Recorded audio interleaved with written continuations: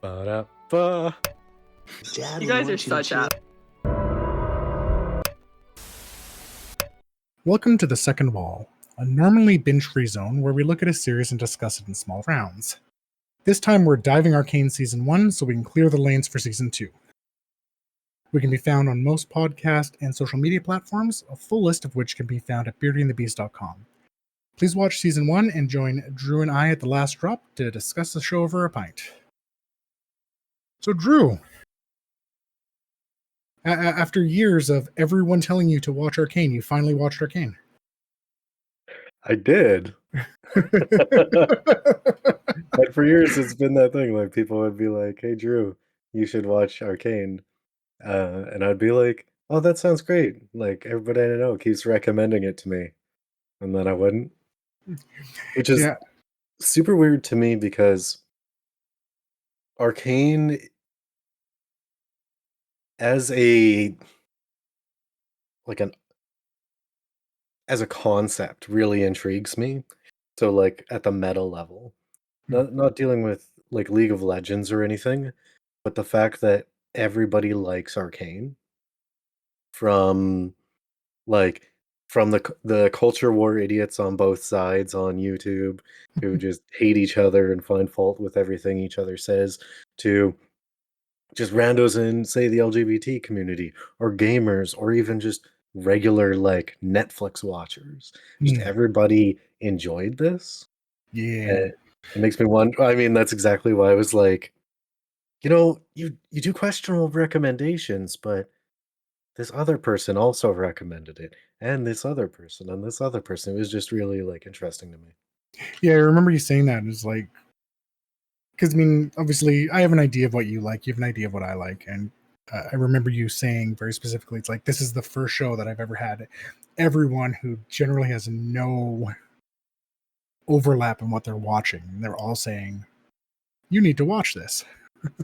Mm-hmm. And I mean, with that being said, I remember like when the trailers were coming out for it, I kept seeing the animation. I'm like, this looks really cool. And then I saw League of Legends flash by. I'm like, yeah. Then I started just hearing from a few different sources. I'm like, okay, no, this sounds like it's a thing to watch. And jumped in. It's one of the things, like, when we think League of Legends, we're thinking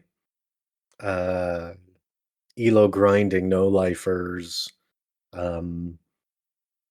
that are just like far too sweaty about it. Yeah. But the thing is, the thing that gives ground, that kind of gives it credence for me, is the fact that, like, we also had KDA, right? That came out and that went on, and those songs were bops. Yeah. It didn't matter that it was League of Legends and it was like a mix between like Korean and English pop stars. It was just, those were great songs and everybody liked them. So it was just like being able to see past just the LOL. Well, I think one of the interesting things about it is a lot of these MOBAs, League of Legends, Dota, is the other big example, of course. They're not accessible. No. They've been around for so long. There's so much meta around it, so many characters, that for someone new jumping into it, they're going to have a bad time. But for them to take, the story that I'm going to assume based off of other online games like this I've played, probably isn't necessarily explained very well in the game, but I could be wrong, and make it something so accessible is fascinating to me. I mean, like, the only thing I knew about League of Legends was Jinx.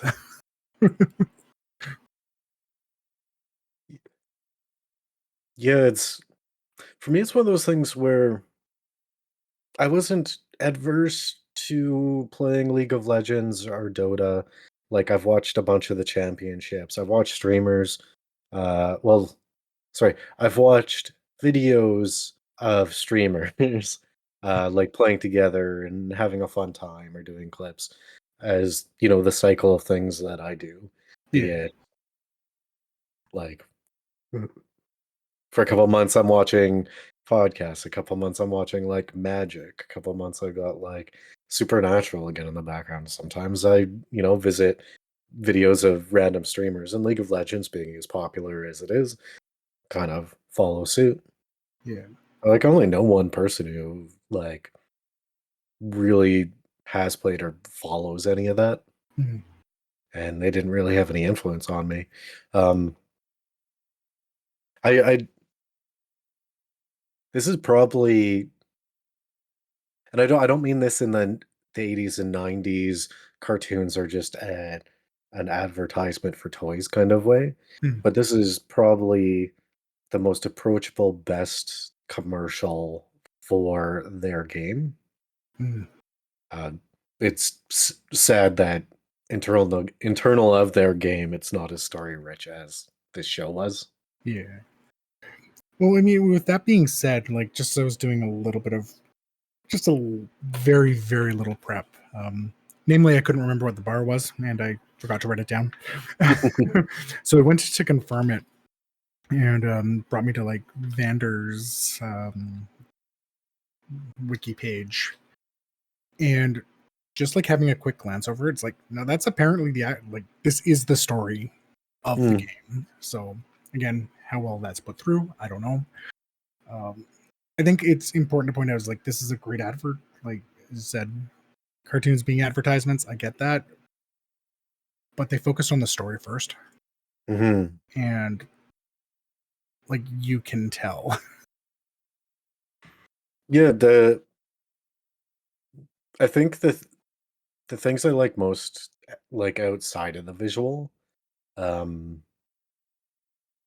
were the story and the cohesive threads that were throughout it. Mhm. Um, Instead of just being like nostalgia bait or um, random excited because your like fave character shows up. Like the characters that they chose and how they interacted made sense, and that's mostly from at the beginning great writing till the end, where it was at the bottom, which was of writing, which was still very good. Or- Yeah, it's nice to have.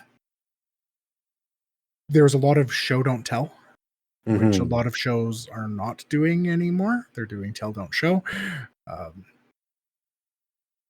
and it makes for complex, rich characters, and it makes them memorable. mhm. I Well, know. Go ahead. well, and that's just good writing, right? The show don't tell, the reason why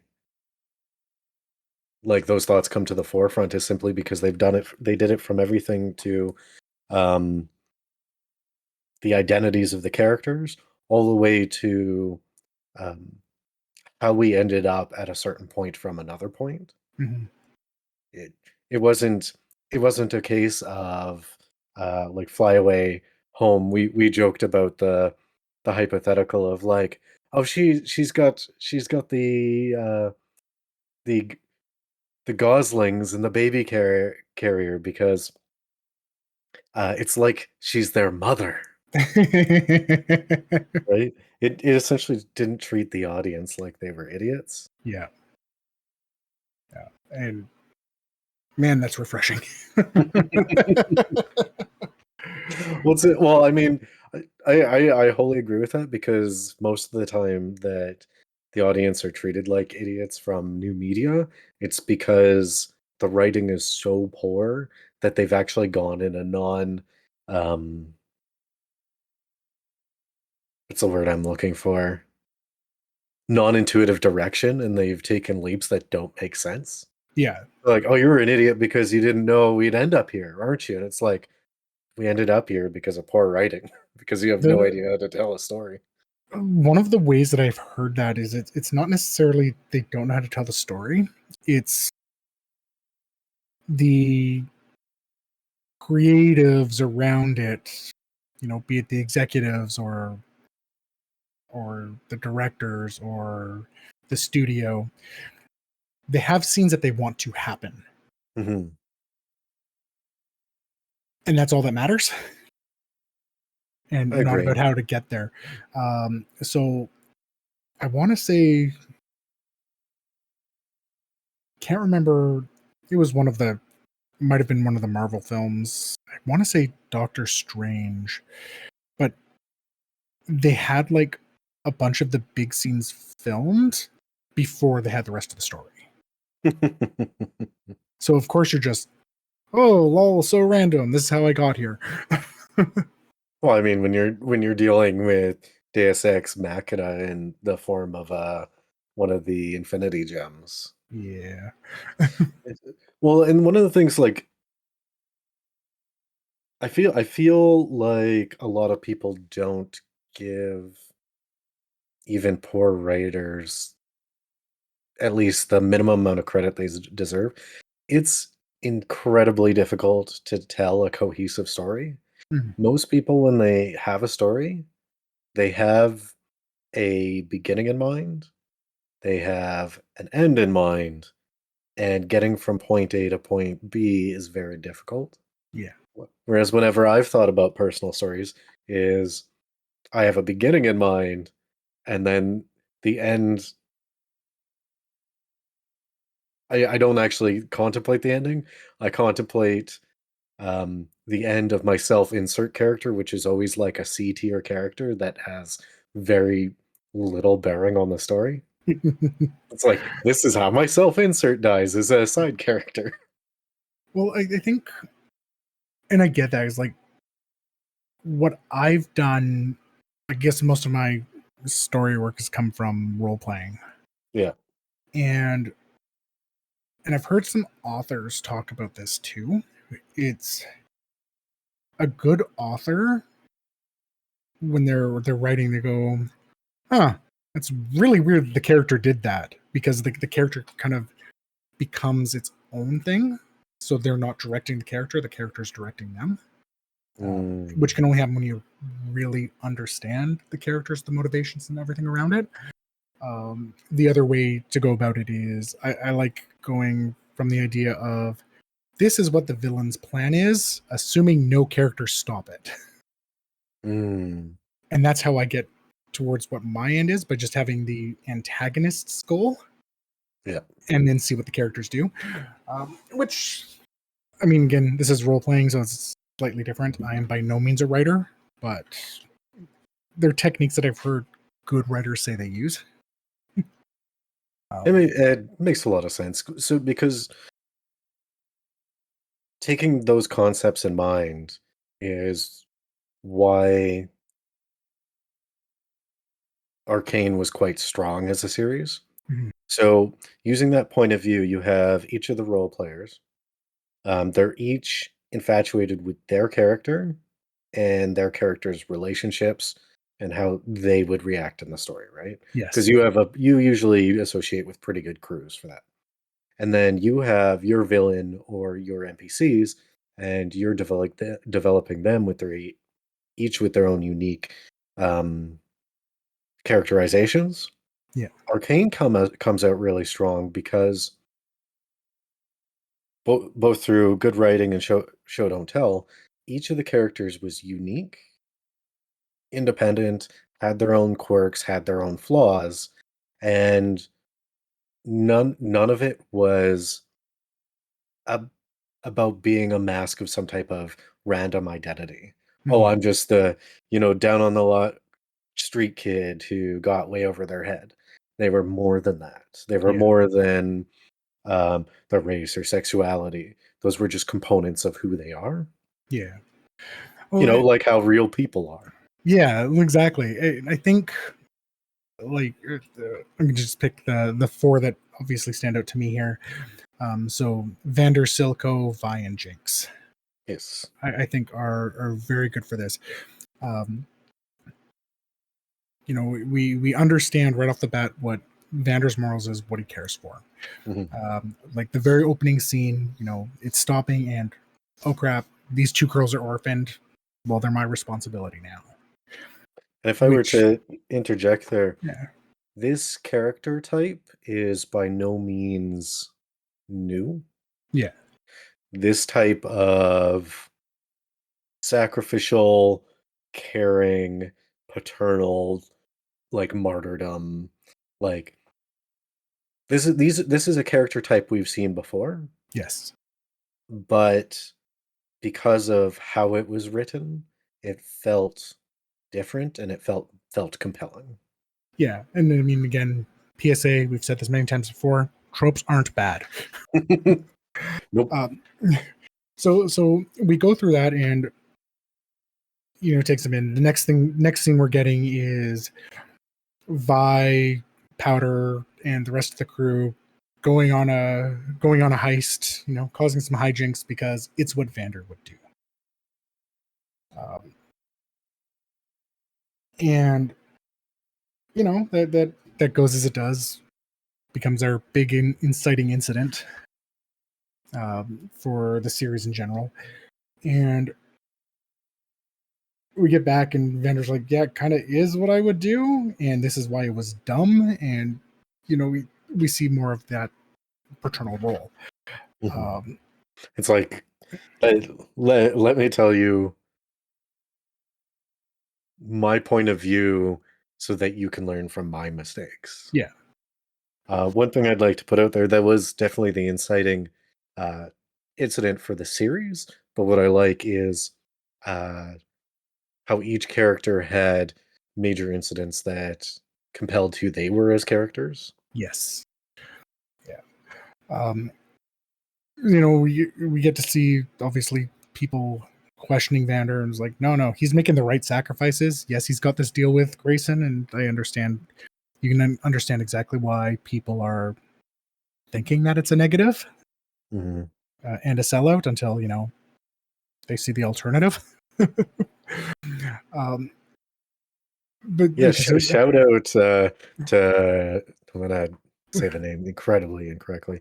Shorey Ogdashlu. Terrific actress, terrific voice actress. She's been in The Expanse. She's been in Destiny. She's Mass been Effect. yeah, and she kills it every time. And she did a Oh, particularly fantastic job here too. I agree. On the rewatch, because she does such a fantastic job, I thought she was around in the series a lot longer than she was. I had just because again, she just sticks out that well. I guess the flashbacks kind of help with that. Opposed to like 2 episodes or whatever. Yeah. Yeah. So we see his, and then we see the Silco's motivations coming from this, right? He's feeling betrayed by Vander because Vander, in a way, gave up on him. Like, obviously, they were coming from the same thoughts. And again, it's only partially told. It's mostly kind of shown. Again, what they're talking about being brothers, such, which, and he's got his motivations to. So again, the antagonist has his motivation to kind of just end all of this stuff. Then we get to Vi and Powder, where the end of episode 3, where basically they get separated, and Silco steps in as a fatherly figure to Powder, even though he was fully set on just ending her. Well, and I think, and this was one of this was another strong suit of the series, the show don't tell concept, because to me it seemed clear that he was taking something from Vander even though Vander was gone. He was taking that relationship and he was molding it in his own image. Yeah. Was what another way for him to get at Vander. Yeah. But I don't even know if that, I'm not even, I think that was part of it, but I think that he was genuine about it too. I would disagree, but mainly because the way I saw it is he grew attached to that relationship and it became unique over time. Mm, So eventually there was at least some form of care there. Um, but out the gate, I think it felt more like, how can I use this? mm, In the end, it was, um, what did this make of me? Would be the mm. best way I could say it. Anyways, that was my thought on it. No, that's interesting. Yeah, because I saw it as he was thrown off by Powder, just turning to him for comfort, Mm, right? And it building. I'm not saying it was necessarily a healthy relationship. Like it definitely wasn't. It wasn't what we saw with Vander, mhm. but like for it to be a using type thing, you wouldn't get that in things like I no, I would turn down. There's no way I'm turning you in, even if it gives me everything I want. Is such a turn, and I think again that goes back to the and this is how the main characters affected played with the antagonist. Um, Well, yeah, it ends up coming down to those two characters have the only relationship that is true on its face is how those two act towards each other. hmm, Uh, their relationship is probably the most honest thing in the series. uh, I'm will I'm going to agree with this sentiment you're going with. I think Vi and Powder's relationship is also very honest, but they've That ends up being a th- conversation of when did powder end and when did Jinx begin, right? well that's exactly it. And even Vi and Jinx, they're I think their relationship is very true and on the surface. I think it's more showing how divergent their paths became in that time skip. I had a hard time following it because of as the series grew on, I don't want to say called in, but the voice acting for um Vi definitely was not as convincing as it was earlier in the season. Mm, So about halfway through each episode, I felt like it didn't feel as true as the next. okay. Um, and it's hard when someone's giving 110% and then at the end the other person's giving like 60%. See, I think I felt it was more again a way to kind of show her stoicism I you know I is how I saw it. and if that's the case, I just think it missed the mark. Oh, fair enough. Yeah. Um there was definitely a few scenes where specifically Vi kind of pulled me out of the situation. Like Mm, everyone was doing such a fantastic job and whatever they were doing with Vi just didn't hit right. mm, Yeah. fair enough. You're just kind of building on the kind of the story threads that I was using with the character show how well everything's tied in. Yeah. Um, I I it was 100% believable to me that Jinx's reaction is like, nope, I'm just gonna nuke the place. It felt it was the culmination of I guess not knowing exactly where Silka was on everything that was happening, and she's like, I don't, I'm continuing this. No, screw Piltover. Mhm. And it's the absolute. There is no more powder. Um, I mean, just going back to something you said is like, where does Jinx begin? Where does Powder and Jinx begin? It's actually one of the things that I found really interesting, especially on the rewatch, is the opening scene shows starts of Jinx. Yeah, it's very Dexter, isn't it? Like you had such a trauma when you were so very young, you didn't know how to register it, Yeah. and this is how like, that's the spark of it. Yeah. And I think that that's a big thing with it too. It's like, no, this kid is traumatized. Mhm. And you the trauma is always there. I liked the kind of scratched out look that they did for it. Mhm. Um, not just the graffiti. Um, and you always had that bit of things there, and you can see it was weighing on her again right from the like third, fourth scene, right? Then you compound the everyone thinks she's a jinx and is just messing up things to literally like everyone's talking about how she messes up things to her literally messing up everything in such a harsh way. It's like I'm surprised she managed to stay as sane as she did. Well, and that's the thing, like, that's what makes, um that's what makes her story so tragic. Because the only thing that was keeping Powder together was her only actual support structure, which was her sister, or at least who she believed her sister was. Yeah. It wasn't Vander. It wasn't the other two kids.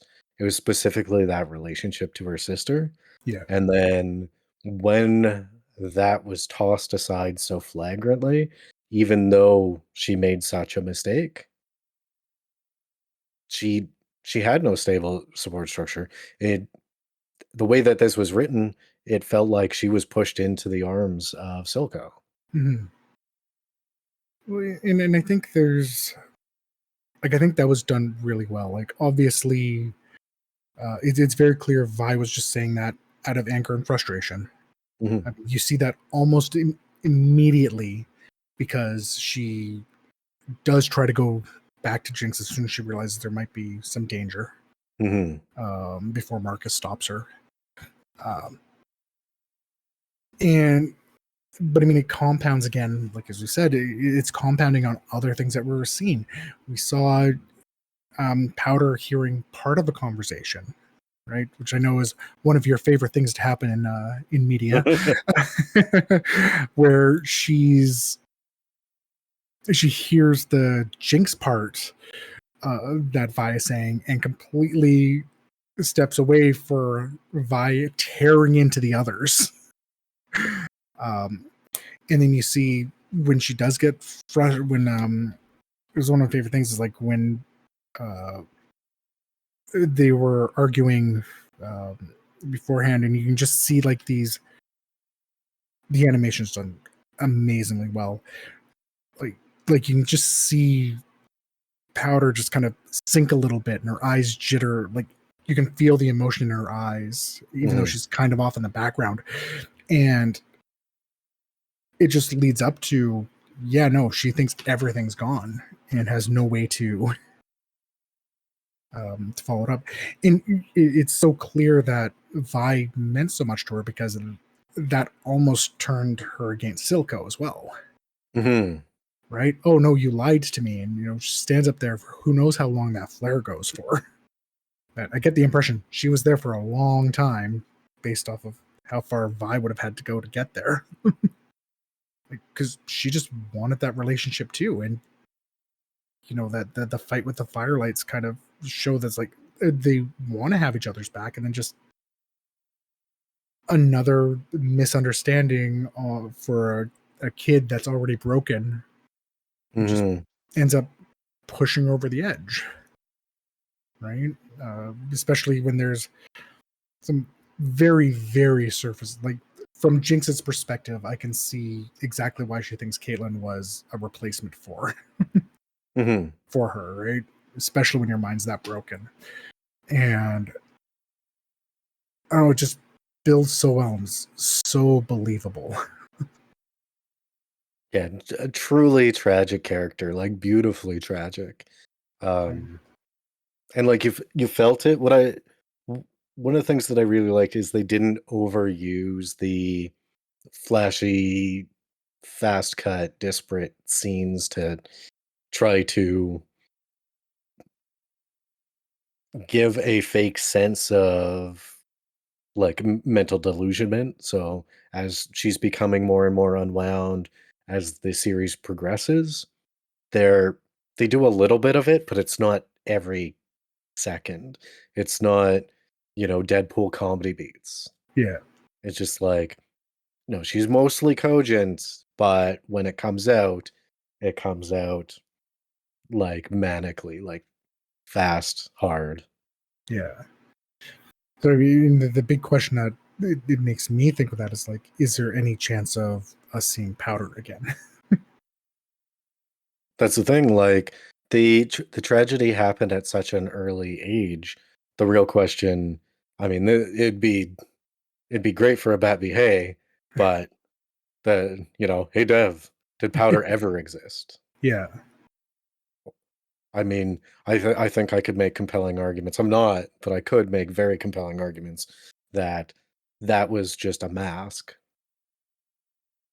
something holding together the wreckage of a girl Yeah. for the outside to at least have some type of favor upon her, and she's trying to maintain the only relationship she has. Yeah. And I I could see that. I mean, again, the very first scene shows the imagery that we associate with Jinx. Yep. Like it's yeah, it's thought provoking. I really like it. In comparison, though, like I still feel like Vi came out flat in how she was presented, but her characterization and her motivations made sense for why she was doing what she was doing. Mhm. Um, it's more of a portrayal thing. Like the writing was solid, her storyline was solid. Um, Here's a thought, just as you, because I mean, I don't think I noticed that same issue that you did with Vi. Not saying it's not there, just like yeah, I didn't see it, or I managed to suspend around it. Um, how much of that could be again Vi putting on her own mask? This is just what it, she has to do, and kind of flattens her out in the same way that Powder was more timid than Jinx. well, then, if that was the case, then she should be able to at least drop some of her guard and show like an explosion of emotions when confronted with the person that she lost and the Yeah, cause, one of the major causes of what's occurred, right? yeah, Um, I don't know. It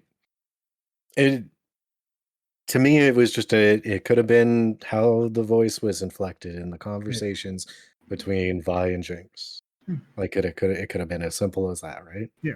No, that's fair. Um, but that's what I'm saying. Like I have to make that distinction though, because I actually do think the characterizations is is one of the strongest things Yeah. about Arcane. Um, I think the only thing that I really had to criticize regarding the relationships was Caitlyn and Vi. If you're if you're gonna queer bait, make it make sense. It felt half-hearted. It felt a little token. Um,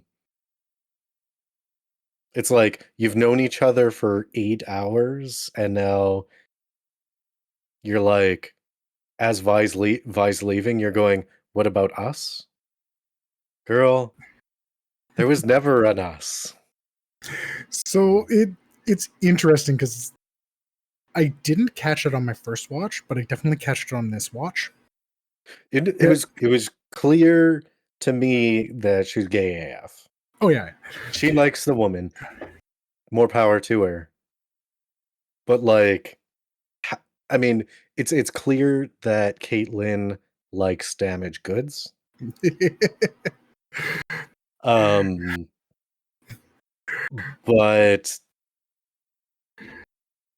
the time lapse and how she ended up going from like the concept of this person hates me and doesn't want to have anything to do with me to what about us was like 8, maybe 12 hours. So this is, I know we've definitely had this conversation before, binge versus episodal, like Yeah. watching things in an episode. And when I first watched this, I watched it over the course of several weeks. So I think that's why it didn't feel odd to me the first time. Until I'm like binging is like, oh no, this has been a day, maybe 2. Mm. Oh. I mean, like I think there's a good chunk of playfulness around it that makes sense. You know, only knowing someone an hour, you know, again, Vi calling her cupcake because it gets under her skin a little bit. And I mean, there's always that, you know, uh, bonds forged in fire Yeah. type things that are there. But I agree with you. I don't think I would have had an issue if it wasn't so clear that the timeline was a couple of days. the well, I didn't truly see reciprocation. Like there wasn't a "I love you, I know" Yeah. kind of moment. Um, I mean, the closest thing that I saw on that was when they were in the brothel, Mm. and Vi goes like, "Yeah, like, what's your flavor? Boys? Girls?" And then walks back and um Caitlin's talking. It's Caitlin, right? Yeah. Yeah, Caitlin's talking to a girl and like obviously in her element, and Vi does the knowing look. And I'm like, yeah, obviously. Yeah. But And then, oh, go ahead. Sorry. um yeah, it's maybe it's because we binge watch the gayest anime that exists, Blue Lock. And um I'm I'm not shipping. I'm not a shipper, but the relationship does make some sense to me. I just don't think the acceleration of it made sense. I I think that's the big thing, and I think, as I mean, obviously, Caitlin likes the ladies. Mhm. Who doesn't, And I love the ladies. right? Go Caitlin. Um, but I wonder if, because it's not, I don't think they commit with Vi's feelings towards Caitlin, which is fine. But this is something I heard. Can't remember if this was a conversation we had or some podcast I was listening to, because that either way could happen. Yeah. It's almost the same thing as like the reason why there's so many like male on male ships is because people don't understand male relationships. That's true. So because I mean, let's face it, guys will play gay chicken. Yeah. You'd be surprised how far you can get, but it makes it very easy for people to ship Mm. because of that. I think I've seen it in relation to Supernatural, actually, with Cass and Dean. Well, I mean, Cass loves Dean and Dean doesn't love Cass. And I've seen Supernatural 8 times. and like I almost wonder if there was something similar here. Like clearly Caitlyn has fallen for Vi for because broken, because why ever. You don't necessarily get that, but it's a relationship you don't see or people don't understand, so it's easy to ship. Though I do also think that just kind of glancing a little bit at lore, it's like they are partners in the game. Mm.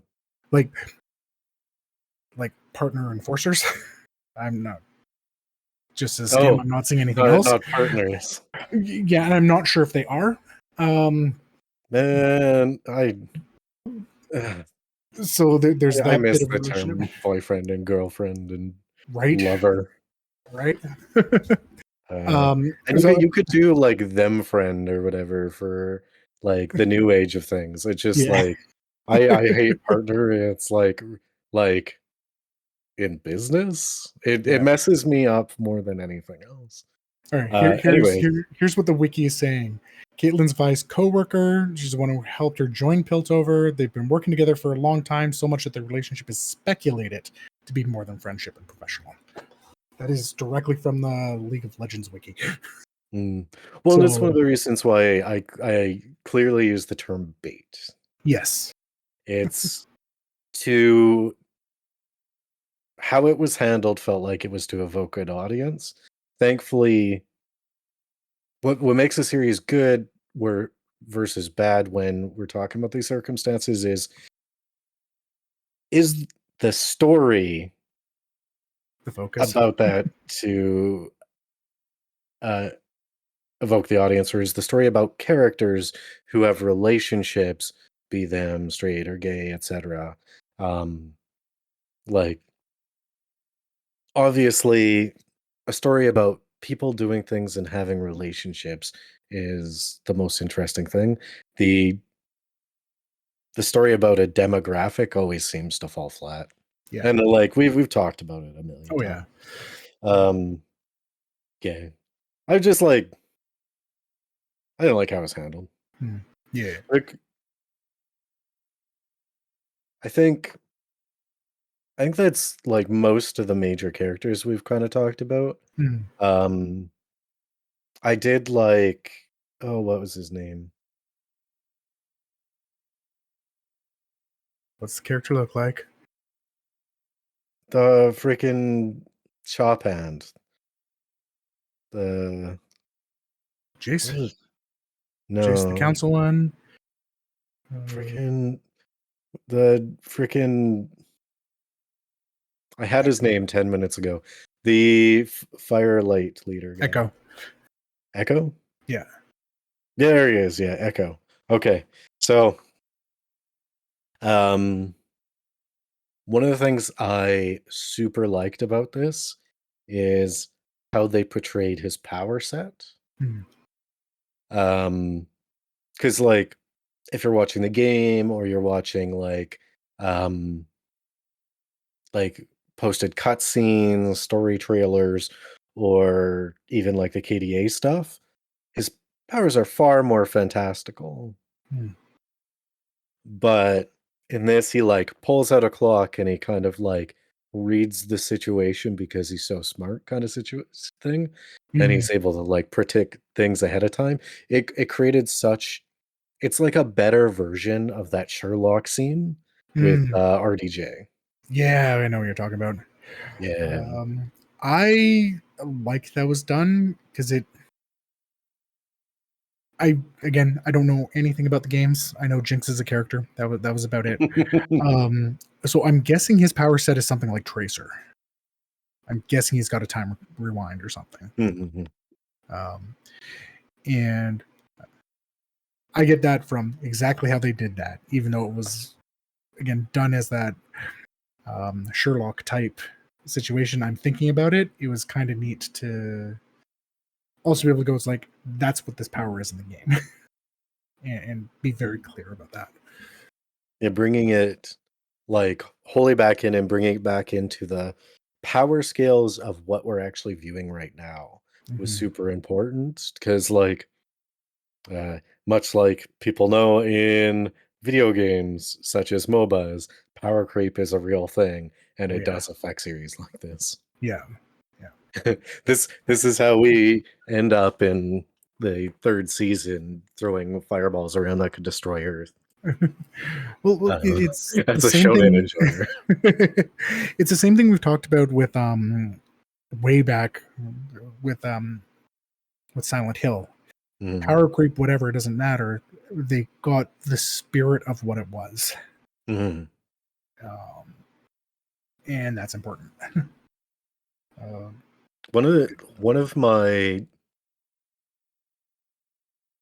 One of my favorite interactions was Echo with Vi about Jinx. mm, Like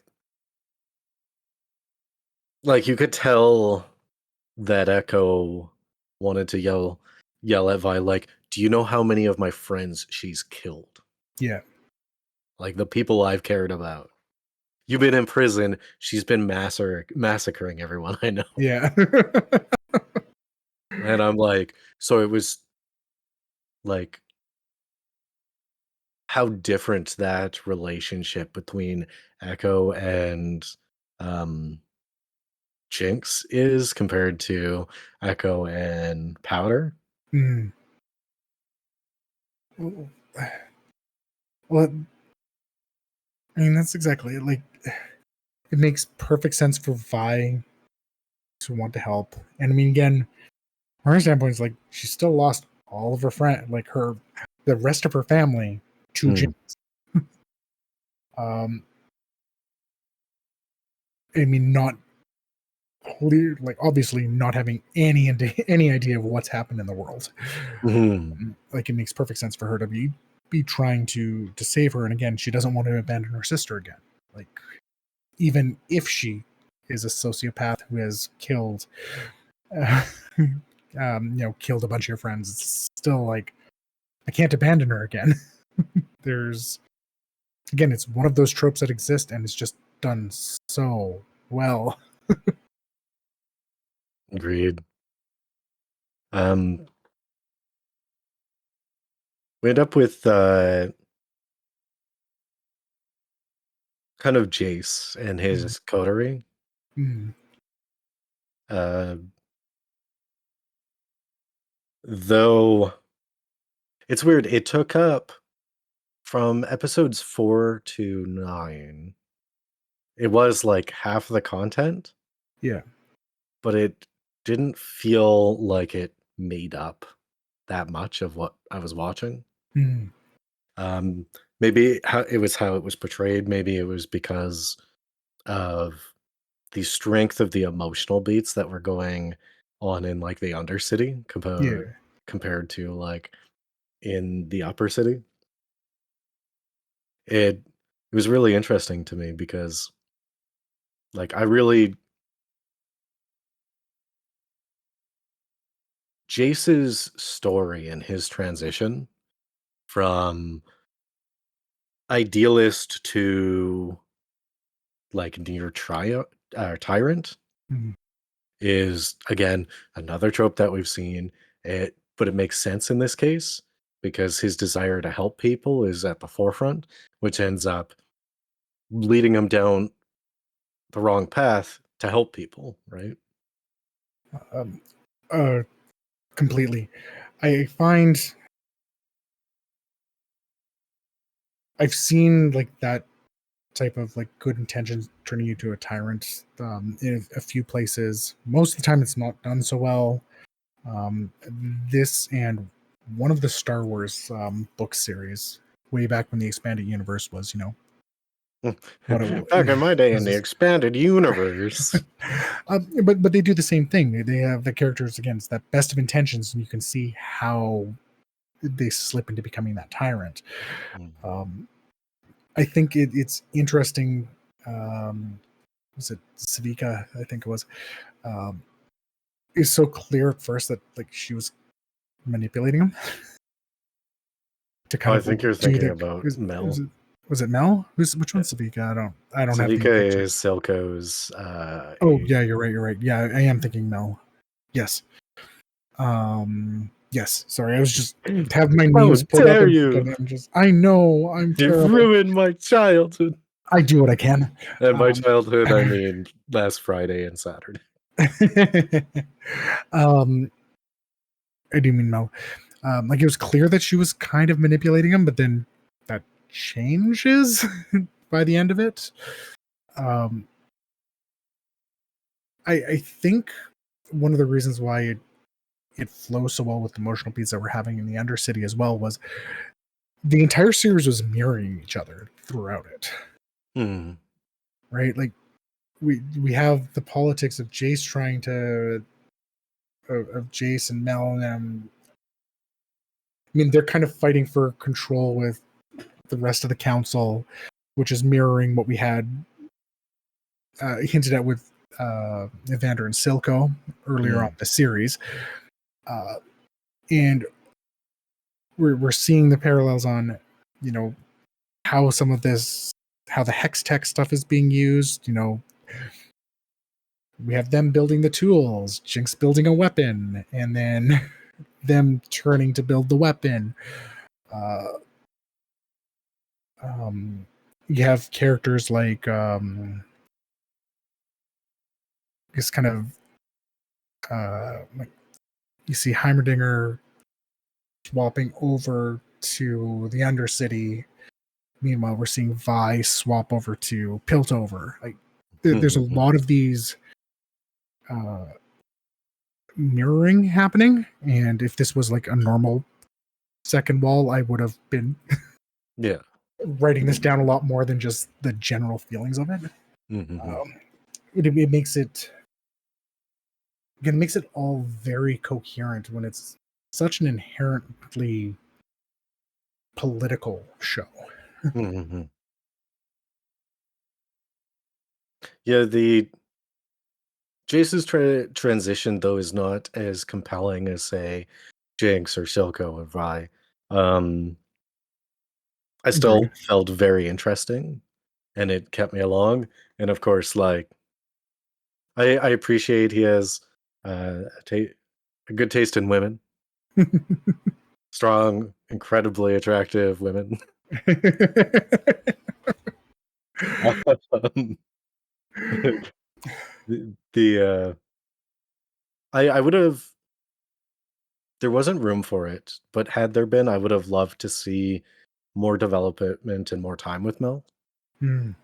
She's such an interesting character, and the fact that they at least expanded us at, like, in the end, to situations in her youth and her relationship with her mother Yeah. was really interesting to me, and I felt it was a little sad that we didn't get to, like, kind of dwell in that environment for a little bit longer. Yeah, and I think this kind of goes, because I guess I should clarify that with Mel, where it seemed very clear that she was using Jace at first. I think that little bit that we got with her mother was there to help us recontextualize what she was doing. Because And it it's like, really, like, it definitely reframed the relationship in a more positive light for me yeah, as soon as she had a single react or interaction with her mother. yeah. But again, it's one of those things. It's like, yes, I would like more of this, but I think it was needed for the story as it was. And again, it goes very well to that show don't tell. They didn't need to tell us anymore. They needed to show us that one scene and not waste it to make everything fall into place. It was crazy. Plenty of things. Jinx. uh, I was just looking at the cast list, and Jinx and Powder were played by different voice actresses. That oh completely. So I saw the two different voice actresses, and I thought it was because of the time skip. I did not realize that. Oh no, that's 6 episodes with Powder. Yeah. Huh. Anyways, Yeah. that's a cool fact to me. Um,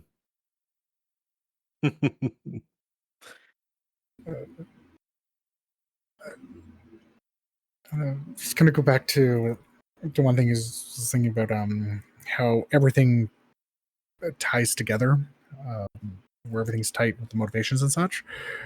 I really like, even though we don't see it, like Vi joining Piltover. I think that ties up a whole bunch of things. It ties up her growing as a character, and it also ties up what Vander was trying to do. Like, now she is in that position to be able to help in the same way that Vander and Grayson was. Like, I think it built nicely, and I know this is coming as non sequitur, but I didn't want to forget it. No, and I'm glad that you kind of attached that there because um, it's sad what it took for her to understand Vander's lessons. Yeah. Um, I was happy that she tried to make the greatest sacrifice like early in the season, and I'm like, because I was like, oh, that sucks, but it's the right choice. Yeah. And then, of course, then Vander makes the right choice instead. Yeah. Did what our martyr is supposed to do. Hmm. But So, it's go ahead. yeah, it's interesting in the realm of plays. This ended up a tragedy, right? The at the kind of at the end, discovering that uh, there there was nothing that could be done. There was an unwinnable situation, and only Jinx could remain. Hmm. Yeah. Yeah, it was set up in. It's a shame with that with Jinx, like just the whole situation that she set up too. I mean, again, it goes back to that. Again, we could have the whole conversation on it. Was there ever powder? Um, no matter what the situation, no matter how that turned out, there was going to be no powder. She was never going to sit in that powder chair. Um, Calling it an unwinnable situation, yes, exactly, exactly right. I would Well, call it's it a rigged situation almost. and that's the thing. Like Jinx wouldn't even know who Powder is. Yeah, Powder is a concept to Jinx. yeah, Does the person exist now? Possibly earlier, but now no. yeah, Um, and it's like it sucks for Vi. It yep. really sucks for Vi because, like at the end, you feel like the pleas of like, we'll just you and me will just go away far from here. Hmm. It's like that's authentic, Oh yeah, but Jinx was never gonna leave. no, no. There. But I mean, Vi tried right to the end. Well, the thing is, like, Jinx is an agent of chaos in a environment that's always in turmoil. Mhm. There's nowhere that she can go and not be herself, Yeah, aside from where she is right now. yeah. So, any other like major points from the watch over that you have offhand, or Um, it was sad. No,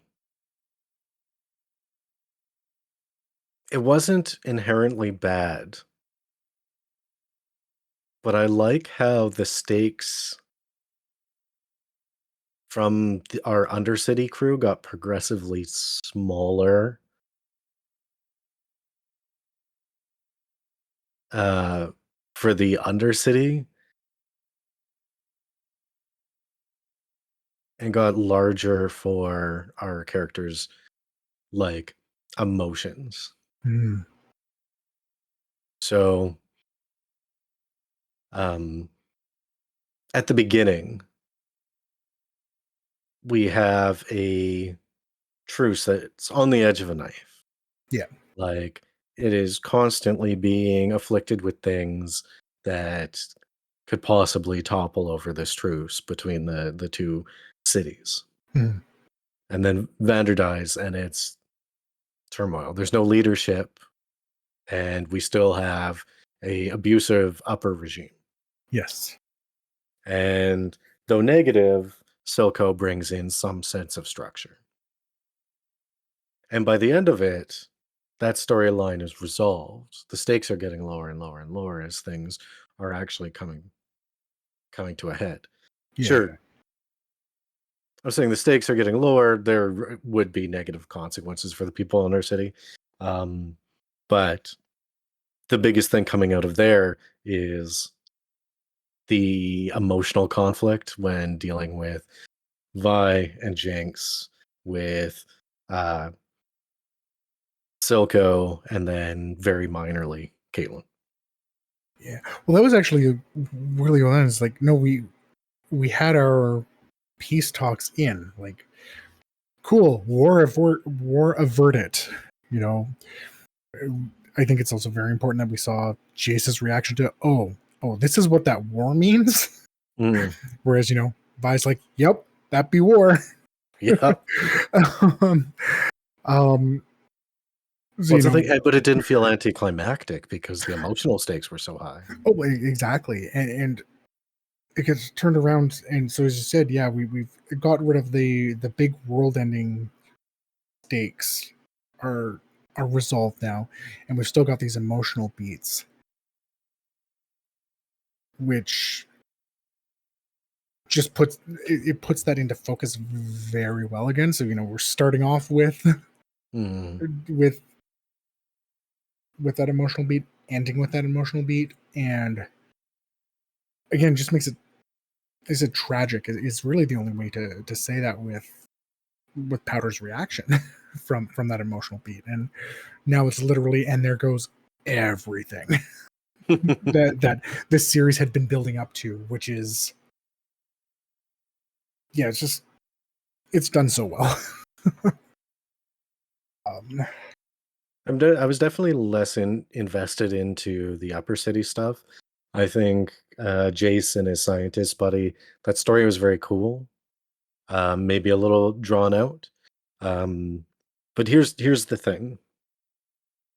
It's not a case of no scene wasted. But another strength that I really that another strength that was at the forefront for me is there was always a beat that kept me interested. mhm. So not necessarily an action beat. There's entire episodes where there was barely any type of action at all, right? Yeah. Um, but when there wasn't an action beat, there was an emotional beat or there was an intrigue beat. Yeah. So we're going from uh, politicking to fighting to like love, emotion, loss. And that's what kept me in it. Like, I guess my story with Arcane is I started watching it. I watched my 3 episodes and I was like, well, I was going to watch over the course of 3 nights, I was going to watch 3 episodes a night. Yeah. I watched the first 3 and then I was like, well, I got about 3 hours before I got to go to bed. I might as well watch another 3. And that's how I watched 6 episodes on the Friday night and then I finished it off on the Sunday. Um, I, just well paced. yeah.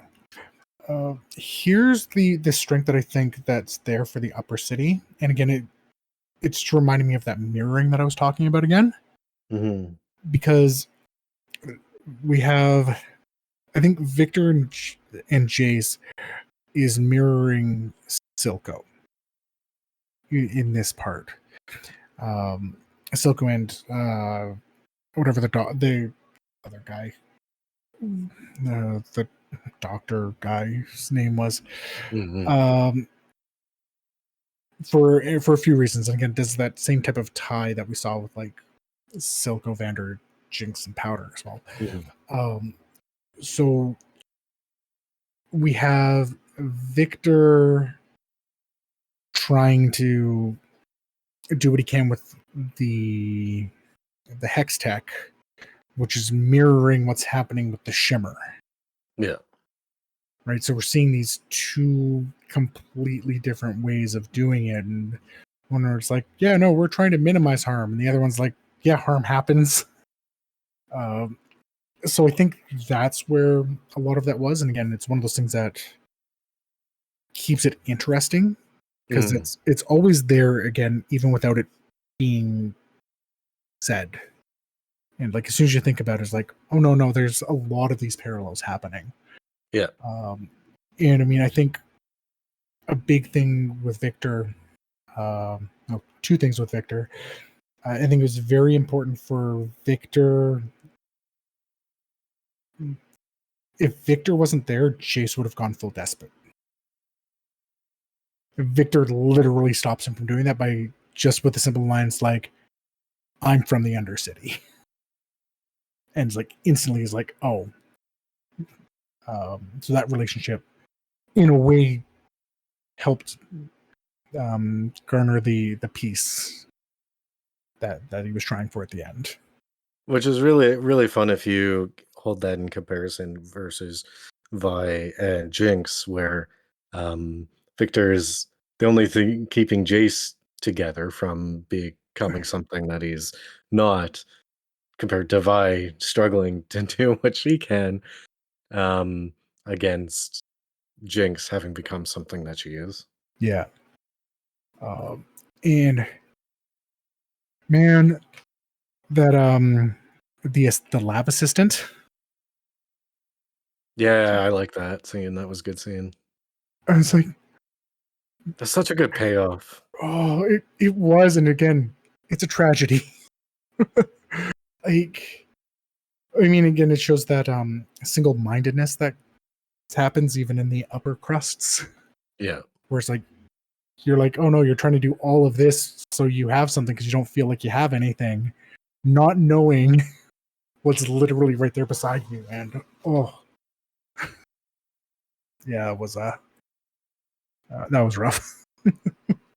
It's unfortunate if we were to actually like analyze that relationship.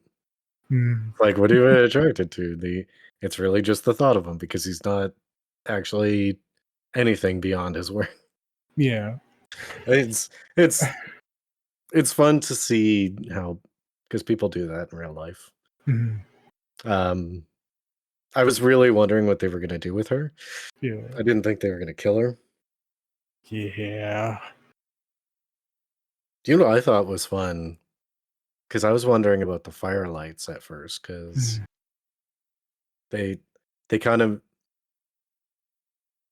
made you wonder about it, and then like the fact that, oh, the leader is actually Echo. Like, maybe I'm just dumb, but it was like 30 seconds before the reveal, and I was like, it's freaking Echo. Yeah. What the heck? Yeah. It's. Well, I mean, and part of that too is like Echo is very tertiary in the first 3 episodes. Hmm. He's just like happens to be the person that they got the information from, type thing. um, which is interesting because again, that makes him part of the big catalyst and seeing what, like, I mean, even though it's obviously he's not going to see it that way, like this is just from the plot standpoint, but also seeing him being the one to step up and it's like, well, we need a place to live, we need to, like, nothing else matters if we don't have this, and really stepping into that leadership role is Hmm. uh, Well, that good. what's really fun is like how that enlightened Heimdigger, Mhm. Heimdinger, because Heimdigger looked down on the human race Yeah, because of their finite existence, or the shallow span of how long they live, right? yeah, So like how amazed he was. It's like, you could do so much in your, short lifetime. yeah, It's like, you don't need to live for hundreds of years to understand how dangerous something is. yeah, Like, it was clear that like Jace should slow down. He didn't have to talk down to the world about it. mm, But for someone from the Undercity, um, like one of the lowest castes, to enlighten him to that, yeah, it was really interesting because it was the lesson that Jace was failing to tell him the entire time. yeah. Well, it's. I mean, part of me goes is like, okay, what did Heimerdinger see when he was younger? Like, what is giving that very strong fear Well, of magic? Um, we can like, theorize we see it with Victor, right? So, um, the thing that motivated the cube the most was blood and consuming that girl. Yeah. So, for a magic device that looks exactly like that to take down an entire country, what Yeah. was fed to that device in the search of power? Yeah. And I wonder if like he had a hand in that. Mm. Is part of my thoughts. It's like can't say that, but it's like I how do you convince someone that you know what you're talking about in a situation like that? Um I don't feel like it was a like Doctor Who situation, hmm, but like I don't feel like it. I yeah. don't have anything that says one way or the other. Hmm, Um, but it could have been him even just idly sitting by or being like, "This is how we live, and we love our magic, yeah. and you should keep doing the thing you're doing for the name of progress." Yeah. Yeah. Um, Remember, kids, never be progressive.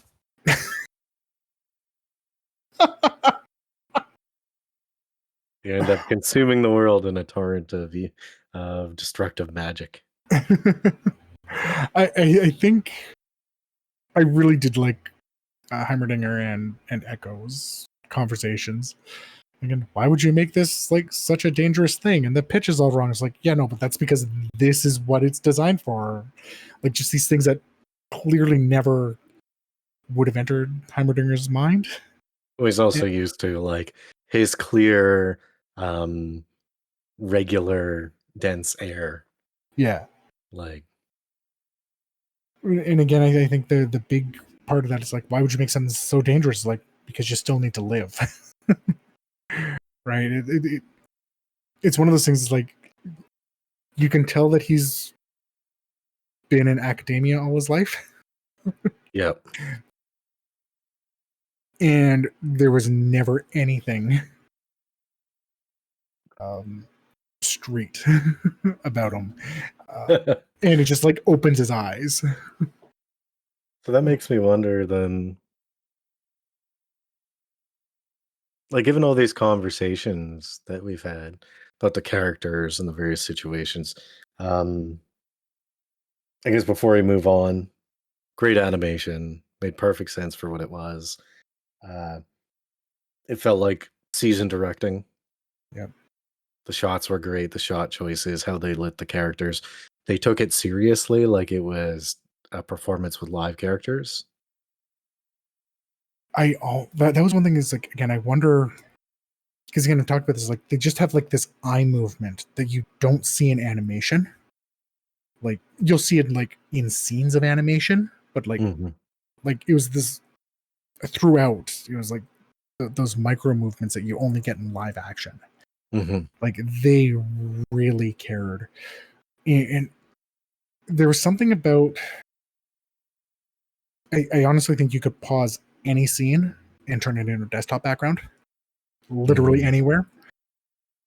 And there's just something about the. It's clearly computer animated, but it always felt like it could have been hand drawn. And I've Yeah, never seen anything like that. it was a good implementation. It was like a kinda offshoot of cell shading. Hmm. What I really liked is, opposed to it being a situation where we usually see it, watching our Chizus and our Ghiblis, where it's 2D animation and then they insert 3D. Yeah. Like Demon Slayer was pretty big on that. Yeah.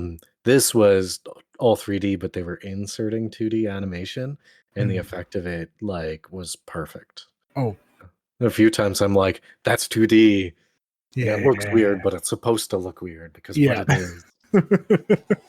Yeah, it was a really nice swap. Yeah. The There was really, really masterful episode transitions. Mm. Not even necessarily cliffhangers, but, I mean, they often were, but they always made you anticipate the next episode. Even if you were like, the next episode's gonna be all talking. You weren't sitting here going like, oh, it's gonna be like Ghost in the Shell the movie. It wasn't. I don't think the episodes were cliffhangers. I think a lot of the episodes had that bit of a downer ending. Like, you don't call Empire It Strikes ended Back a on such a cliffhanger. down note. Well, exactly, right? Like it's not. Yeah, it's not exactly a cliffhanger. Yeah. Yeah. So I guess that kind of brings us down to predictions. Yeah. I know technically speaking, we could venture out onto the high seas and get the first half of season 2. Yeah. No. But I also know that we're going to be doing a traditional second wall release with Arcane season 2. Yeah. Um, so I know you're the primary host for Second Wall. But I'd like to break this down into two things. All right. The first is what we predict, and the second is what we want. Mm, So things we'd want to see, maybe not in it. Could be situations, could be characters, um, and then predictions for our current characters. okay. Um, I have I'm gonna open it up to myself first. Yeah, no, that's fine. Because I'm throwing you a curveball here, which means I'll take the lead on this. So the so when it comes to my predictions, like we both know I've actually been like I wouldn't say scary good, but actually pretty good about predicting some stuff Hmm, across the second wall. Um, the thing we need to realize is they need to make room for other League of Legends characters. yes. So it's entirely possible um, that we're going to see new primary characters out. Maybe maybe Jace is going to be taking a sideline. Okay. Um, I think we're still going to have, at least for the first half, we're going to have Vi. Jinx is going to be an outlier, or at least going to cause the inciting incident for season 2.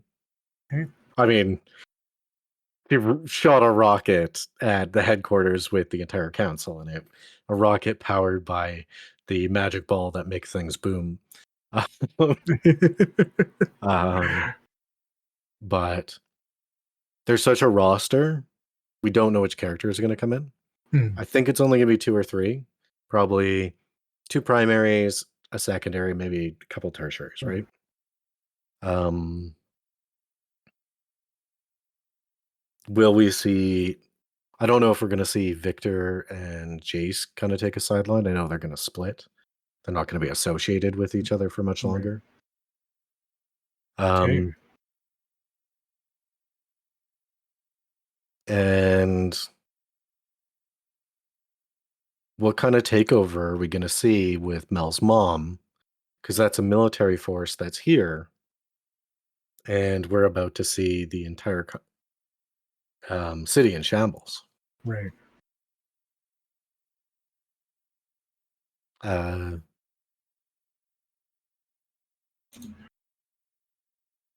what I'd want to see, Well, let me do my predictions, yeah, and then we can do what you want and what I want. mhm, All right.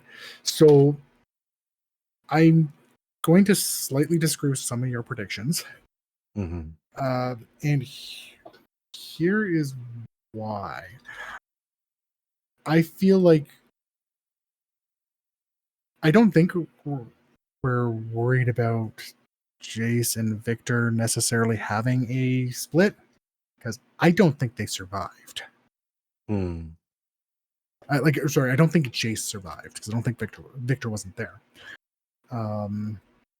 So what I'm suspecting is obviously we see that Vi has joined the Enforcers. So there's going to be, I'm thinking there might be a little bit of a time skip, just based off the fact that we had her in a uniform. And I'm expecting it to be focusing on a bit on Caitlin and Vi doing a manhunt. I think that's going to be our Undercity storyline. It is going to be a manhunt for Jinx because it's Jinx, and Jinx isn't Vi's sister. Powder was Vi's sister. Yeah, have you seen a trailer? No, I think I saw a glimpse of the trailer on the Discord. Okay, I haven't seen a trailer. Yeah, I just wanted to see if we're operating on the same info. Yeah, like I saw like a glimpse and haven't really watched. I wanting to try to go into this mostly blind, but they did give us. Speaking of the Discord, check out our Discord. Yeah, but they ended off the series with Vi in the uniform, didn't they? I thought they showed Vi in the uniform. No, it might have been a promotional image that I saw. I think it was a promotional image because yeah. the last scene was the rocket was shot, and then it was like Vi and Caitlin like walking towards the overlook while the rocket was in the air.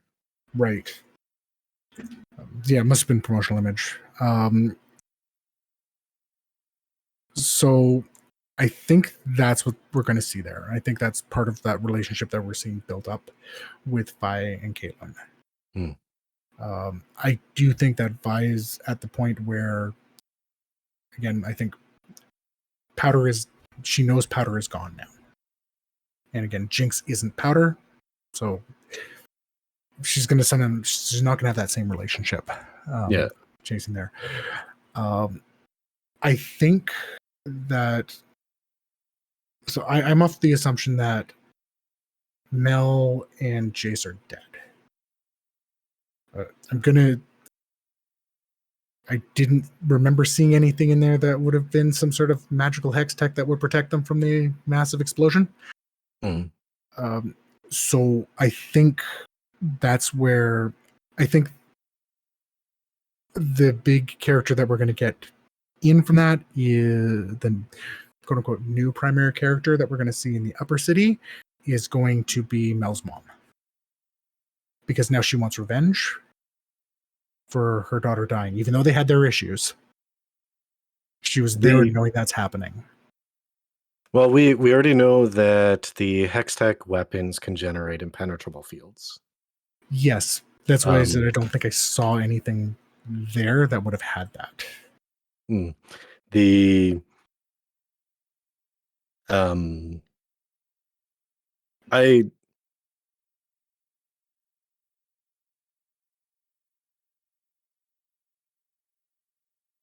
I get this feeling that season 2 isn't going to be about the same characters necessarily. I think it's going to be a new situation is going to require a new flavor. I think it's impossible to get rid of Vi and Jinx. Oh, for sure. That's the thing. Like what you're saying about their situation is firmly in what I want to see. So what I want to see is Vi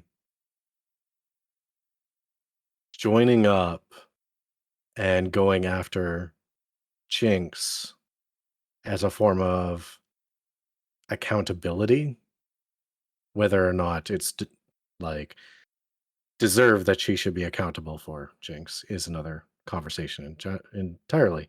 But I want her to feel like it's her responsibility to end this creature that was her sister. What I'd like to see is Caitlin to become a more fleshed out character. Yep, I agree with that. Definitely, because she was like tertiary, kind of trying to push up into secondary. I'd like to see her like have some independence, have a scene that's specifically hers, opposed to like every scene that Caitlin was in was about somebody else. Yeah, that's fair. I Yeah. um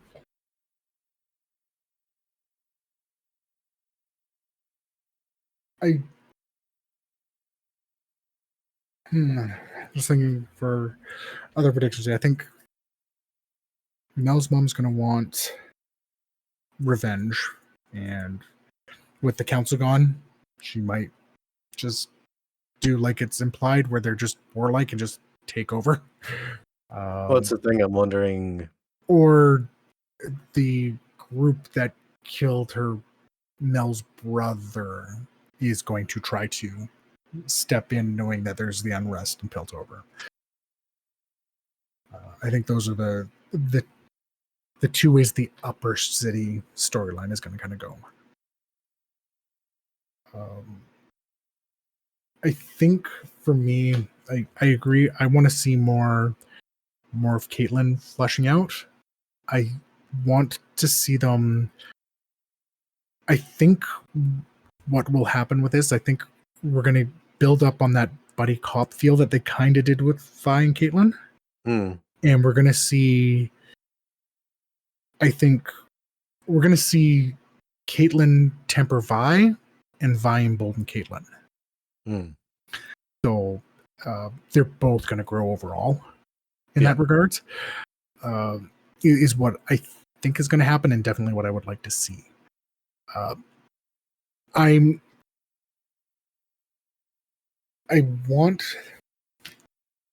think what I want to see happen is,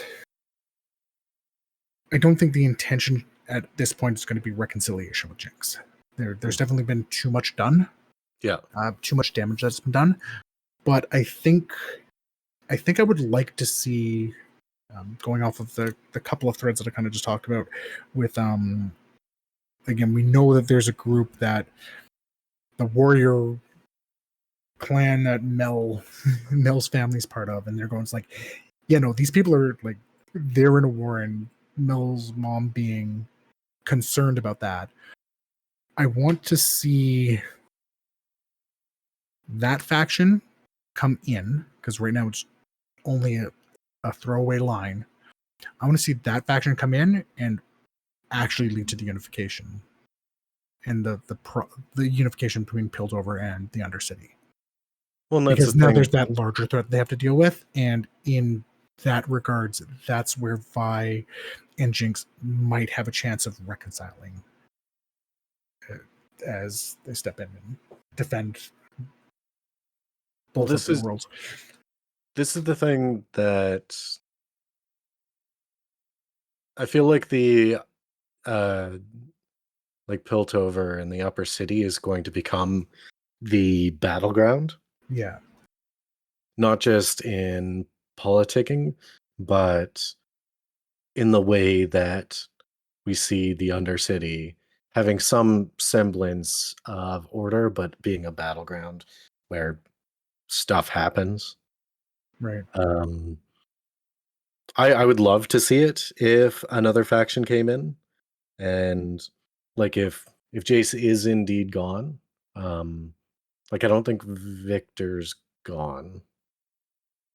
If I don't know enough about Victor's character, of course, that would ruin the prediction. But I'm wondering if he'll be consumed by his cube if he survives. Maybe it protects him, or he goes to it. Out of desperation. That is that's a prediction that I wanted to throw in there, with Victor. I think so. Again, going with the assumption that Jace and Mel are dead, I think, much like I'm suspecting Mel's mother is going to step in, I think Victor is going to go after Jinx himself. and that's going to become an alternative antagonistic force that Vi and Caitlin will have to deal with. That makes sense to me.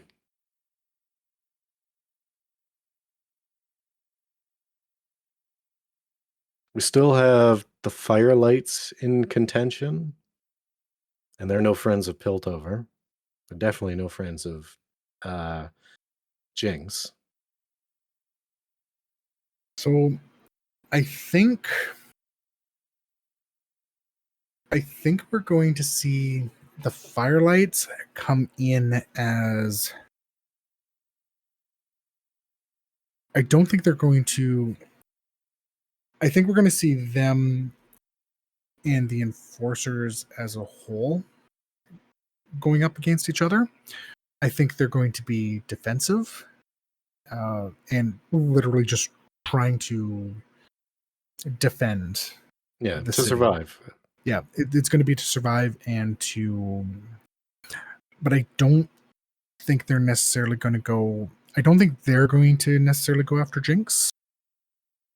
I think it's going to be Heimerdinger and Echo trying to figure out, how to survive and how to be on the defensive. Because I don't think either of them want to. I don't think they want to. Obviously, Heimerdinger doesn't want to take over Piltover. That's not Echo's motivation from what I've seen either. So I think, and we're going to have that power vacuum with Silco that, let's face it, Jinx might tentatively keep just out of fear of, oh my god, she's crazy. Like Harley should have been, like Harley Quinn should be. Well, this puts an interesting theory in place. Because we're seeing the runaway of Hex Tech in the same way that Heimerdinger warned everyone about. Yeah. And Heimerdinger has new allies. So maybe that's going to be his conflict. It's going to be him and the Firelights not being one storyline against the dangers of Hex Tech, running parallel to our Piltover Enforcers and Jinx. And we'll probably have a third storyline at this point, which is going to be the Mother and an unforeseen group. Yeah. I'm predicting the again, I don't know what the release schedule is. I'm kind of hoping it's similar to what they did with season 1, where they kind of did in 3-episode chunks. Because I think the first 3 is going to be, again, we're going to see that similar type of story. Is like, nope, this is just going to be the manhunt against Jinx. I don't think it would be interesting enough. I think that's going to be our start. And then I think that's where we're going to get, and here's the real threat that's coming in. Because in a way, they've also just announced to the world that they've created nukes. Yeah. See, my thing is like not knowing all the characters. Yeah.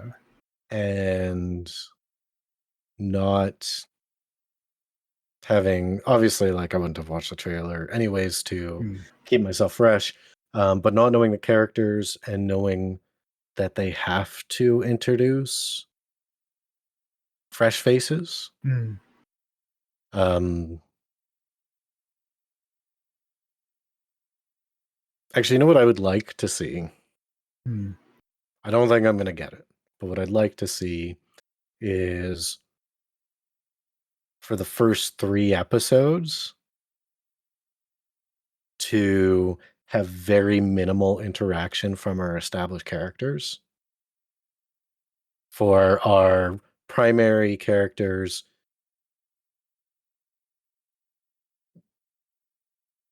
like maybe even start the day before or the week before the incident, and we introduce our new characters, and their inciting incident is what Jinx causes.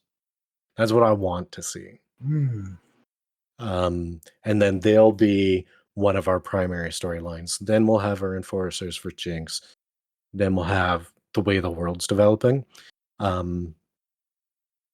I'm actually having problems with the predictions in this because I know there's a zillion characters and they'd all be interested in their own rights. And um, I know there has to be a couple, at least three. That's my only concrete prediction is there's at least three new characters. Hmm. Um, but other than that, to say anything resolute as I've been confident before is Yeah. difficult. Yeah. Yeah, is it like yeah, they probably do need to introduce new characters, you said, but I think I feel like anyone that should be introduced should be. I'm trying to base the characters that are going to be introduced off of the very few loose ends we had in that. Like again, loose ends is the wrong term. Hooks that we had from the Hmm. first season, right? That's why I'm again thinking that external faction is going to step in here somewhere. Um, the sorcerer that saved Jace when he was a kid, or someone like that, is going to step in. Hmm. Um, and again, this is where I think, like, even though not a new character, it's where we could see like Victor somehow being more of a character, more prominent in it, based off of and I'm assuming he's lost Jace and losing what was it the lab assistant, and that's where his motivation is going to come. I wonder if he survives, if he'll end up uh, as another antagonist. Hmm. Yeah, I feel like he will, and I think you've kind of positioned to him as if he would be. yeah, yeah. I think he's going to be that antagonist that, in some ways, you would kind of side with if it wasn't. But I think he's going to be a bit more unhinged from it. Well, what I I want to mean, see is because, like, his body's changing with interaction with Hex Tech, right? mhm, I What I want to see is him turn to Hex Tech out of desperation because of the event that would have occurred. Um, Either to survive or to have his friend live or such like that, or just, yeah, to continue on so that he can prevent chaos or something. mm. I don't know if it's our villain creation story. I don't know if it has, definitely doesn't have the making of being our new leader. No, he's definitely Um, not a new leader. And again, he's already got ties with the villains. yeah. Like again, he is very tied with the doctor who is doing a lot of the Shimmer stuff, right? So yeah, that's what I think we're gonna see. I'm Yeah, excited. yeah, I'm interested. Um, my kind of closing thoughts are the first 5 episodes of Arcane were amazing, Mm, and by the end of it, they were just good. At no point were they negative. I have very few complaints about the series. Um, I definitely felt the writing became looser as the series progressed, but again, still remained good. Um, and I wouldn't necessarily say I am more interested in the conversations that it'll spawn than the actual show itself. But I have uh, difficulty with Western media. mm. It's I know it's not a Korean reality show where they're doing, uh, making the band, but with K-pop artists. Yeah. Uh,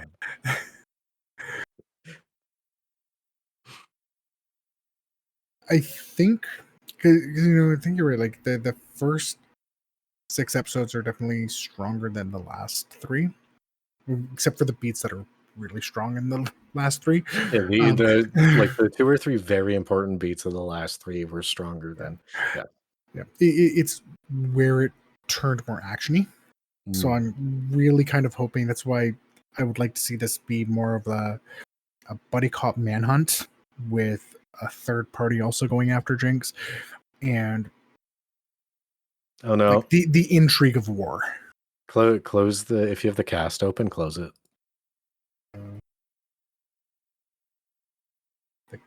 Okay, so like stop. No, the cast, like the voice acting cast. Okay. All right. It's either not been updated, Mhm. or I might have just seen, like, a huge spoiler. Okay. I'm Well, I'm thanks I'm for the keeping warning. I have now I closed keep it. I'm keeping your virgin eyes away from the corruption. Man, Uh, I don't know how you do this. It's just like, oh yeah, no, I'm just gonna go and search this one random thing. Oh look, we're on episode 5, and I just ruined all of how her lie in April.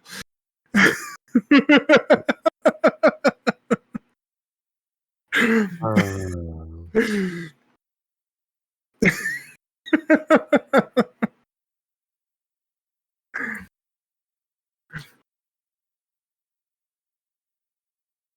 um, I mean, I could tell you why. It has to do with how search terms have trained people how to use Google. It's one of the reasons why everyone dislikes Bing, because Bing uses a different algorithm set, so no one searches in the way that Yeah. Bing's algorithm works. Um, but I put a search in. Long story short, I put a search term in while we were doing a cast on like episode 4 or 5 of Your Lie in April, and I ruined the whole major event. Yeah, he found out about her sled.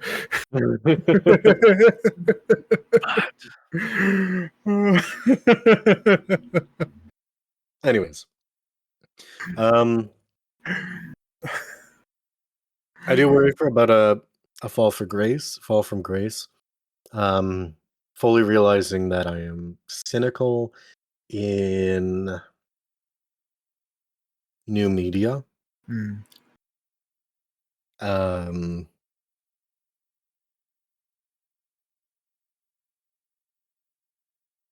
I'm worried that the writing of it will be more short-sighted, less character-driven. Um, I'm cautiously optimistic for how much I will enjoy season 2. yeah.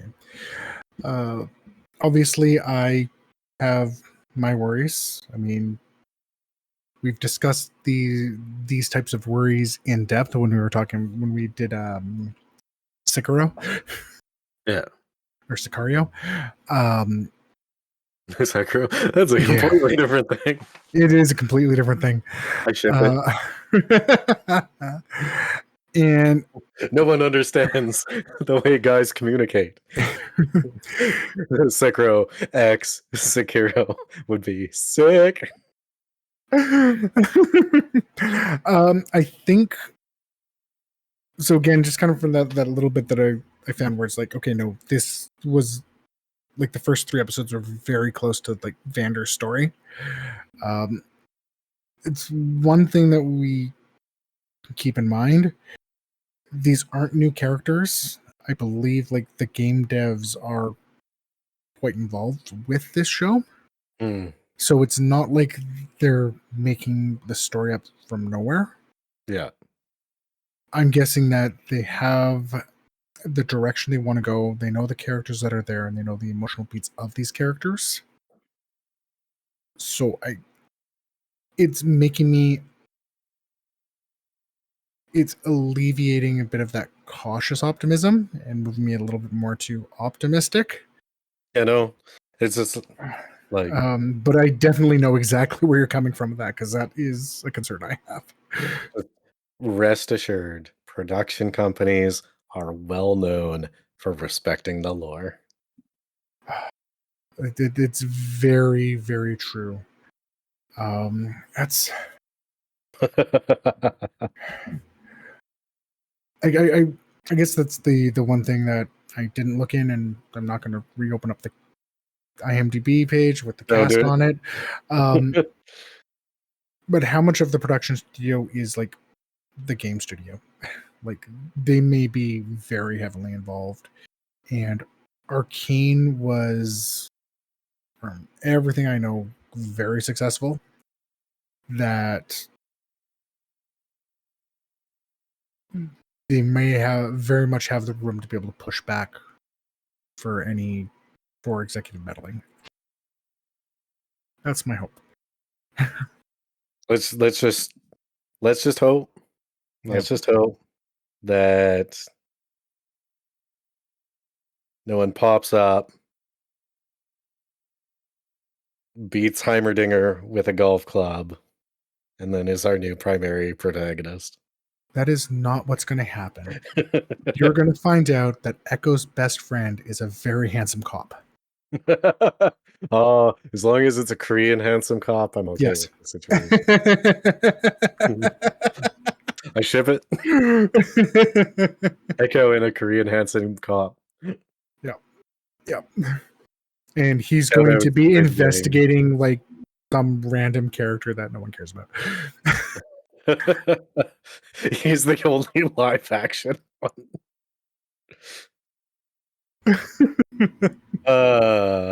Squid Game.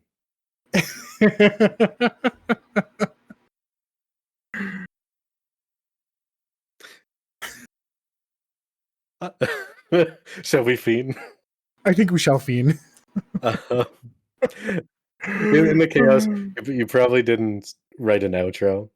For the two people that actually leave it till get to the end of this, we do intend on doing a hopefully an episode by episode cast of Arcane. Worst case scenario, it might be 3 episodes a cast, which would be fine. The way the pacing of the show is done, it'll make sense. But we intend to have those out on release. So watch the first 3 episodes, listen to our cast. Get in our Discord or in the comments and tell us how crappy we are. If you like what we do, check out some of the other second wall material. We've covered Squid Game, we've covered Your Lie in April, other things. The Angela cut. Yeah. Oh, yeah, Carol on Tuesday. Firefly. Why am I forgetting them all? Because it's my baby, not yours. Don't you talk to me or my son ever again. All right. Fiend. Fiend.